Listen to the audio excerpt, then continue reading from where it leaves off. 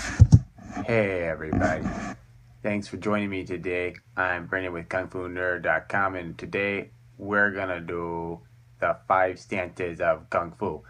And they're really important, so let's get right to it. You could be really big guys up or small guys or whatever you need, but this is important for your 5 stances. Okay, first, look at our feet. Look at these feet.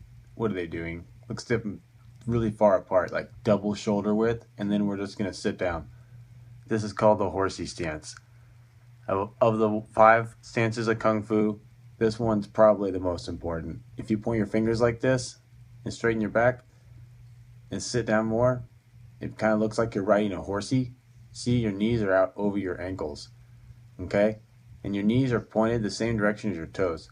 Some styles your knees are in, but right now we're gonna keep them out and sit down like this. Now sit up tall. You can bring your hands to rest on your knees and engage your core, and this is the horsey stance. So the first stance of Kung Fu is the horsey stance. Stay here with your Buddha palms, or maybe practice punching for extra Kung Fu power.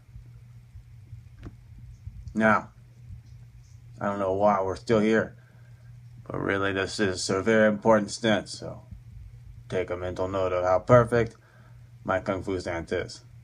Horsey stance. Done. Moving to stance number 2. Looks like we're going for bow. One leg's bent in front, the other leg's straight in the back. Trying to roll the outside back edge of the foot down to the ground. And if you can, keep your front knee over your ankle at all times and bend your knee until it's parallel to the ground for extra challenge. You can point over there too if you want, and maybe people will think you are pointing at them. And look at your knee, it's in line with your toe, and that's important for your knee safety. So Kung Fu stance number 3 of our 5 stances of Kung Fu. This is the cat stance. We put all of our weight on the back foot so the front foot could lift up like this, and we can sink down into the back leg. We can place our hands out like this to look cool. And this is cat stance in Kung Fu. The front leg again has no weight on it, so we can kick people very, very easily, or maybe jump backwards, or maybe just look like a cat. I don't know if this is a cat or what. Okay, anyway, we're going to stance 4 now. So stance number 4, honestly, is just a single leg stance, so you could do a variety of things. I had to cut it, so we're doing 4 again.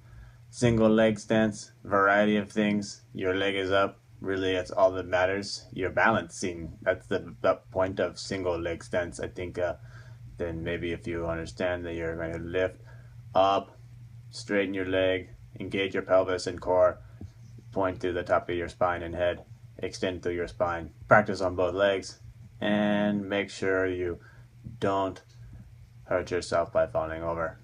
So 5th stance in Kung Fu, 5 stances, is the cross stance.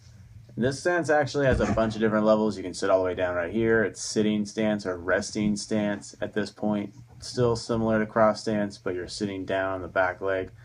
And if you can, from here I think, go all the way around. You can go to the other side, same thing. You can go to the resting stance where you're sitting down, or come up a little bit, and this is the cross-legged stance. If you look, you're on the ball of the foot on the back, so you're rolled up, my heel is up, the knee is down near my opposite leg's heel, and if you can see, my knees are still safely pointing the same direction as my toes to protect my knees. Okay, and if you can sit all the way down. This is sitting stance. So from cross stance to resting stance, you can go all the way down to the sitting stance where your legs are crossed completely. You are on the ground. These are all part of the 5 stances of Kung Fu's 5th stance, the cross stance. Come back up to resting stance and back up to cross stance, back out, other side, resting stance, and if you can, go all the way down to the ground to the sitting version of cross stance. Now, this might be confusing, so don't worry about if you can't go down that far. If it's really, really hard for you, just go to there and stand back up and keep doing that on both sides. If you have trouble with any of these, make sure that you practice diligently every day. These 5 stances of Kung Fu are important for building your Kung Fu practice. Practice them thoroughly, and make sure to subscribe to my channel below, kungfunerd.com. Have a great day.